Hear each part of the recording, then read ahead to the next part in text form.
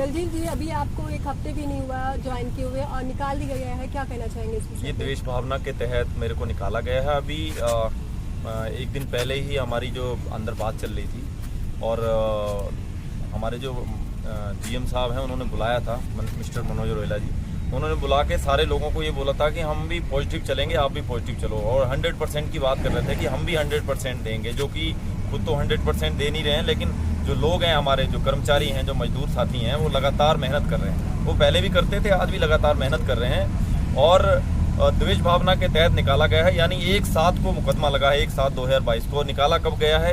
कल निकाला गया है। तो आप ये देखिए कि ये द्वेष भावना के तहत, और संरक्षित कर्मकार में मैं आता हूँ, जो कि परमिशन डीएलसी महोदय से लेनी पड़ेगी, ऊपर से परमिशन कोर्ट की लेंगे तब ये मेरे को निकाल सकते हैं। लेकिन इन्होंने द्वेष भावना के तहत ना तो कोई परमिशन ली है और गैर कानूनी तरीके से निकाला है। और ऐसा कोई गैर कानूनी काम भी हमने नहीं किया है कि जो हमारे ऊपर कोई एलिगेल्स हों या हमने कोई इस तरह का काम किया हो जिस तरीके से कोई गैर कानूनी काम हो जो कि हमें ये निकाल पाएँ। लेकिन ऐसा कुछ हमने नहीं किया।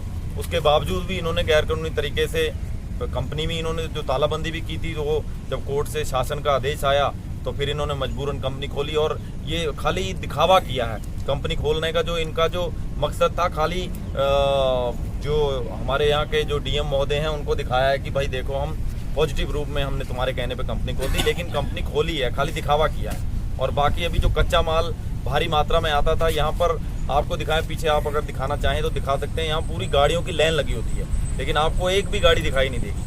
नहीं तो पहले क्या होता था, गाड़ियों की लाइन होती थी, और आज क्या है, आज एक भी गाड़ी दिखाई नहीं देगी। अगर कोई गाड़ी रात में एक आध गाड़ी आती है तो थोड़ा मोड़ा माल आता है, तो वो कट जाता है, वो माल बन जाता है।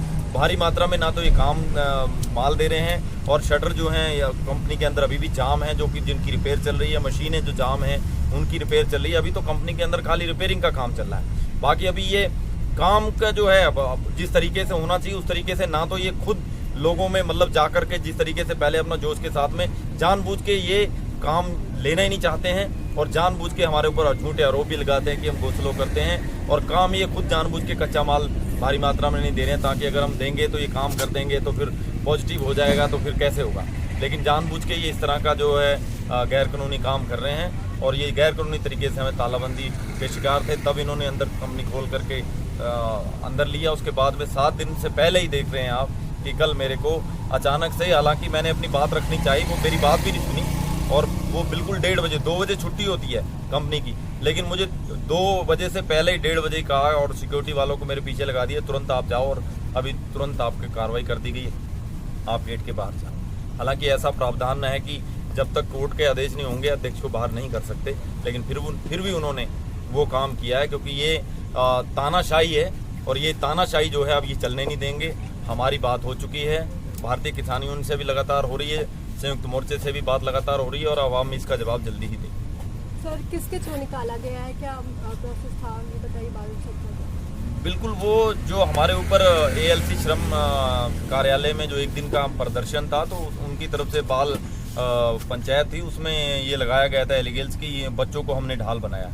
हालांकि वो फिर निराधार है, झूठा आरोप है, क्योंकि बच्चों को हमने कभी भी मतलब नहीं कहा कि बच्चे लगातार खुद आए हैं, और लगातार अब भी आते हैं बच्चे। जब भी बच्चों को लगता है कि हमें जाना चाहिए, जब भी हम प्रोग्राम लेते हैं, वो तो अब हम रिक्वेस्ट करके बच्चों कहते हैं कि नहीं, अब आप स्कूल देखिए, बच्चों का भविष्य हम देख रहे हैं। लेकिन फिर भी कंपनी ने, देखो कि हमारी 2 कंपनी है, एक ये पंतनगर में यहाँ प्लांट है, एक किच्छा में प्लांट है। 7 तारीख को दोनों प्लांट में सैलरी आती थी। अब हमारा खुल गया, गैर कानूनी साबित भी हो गया।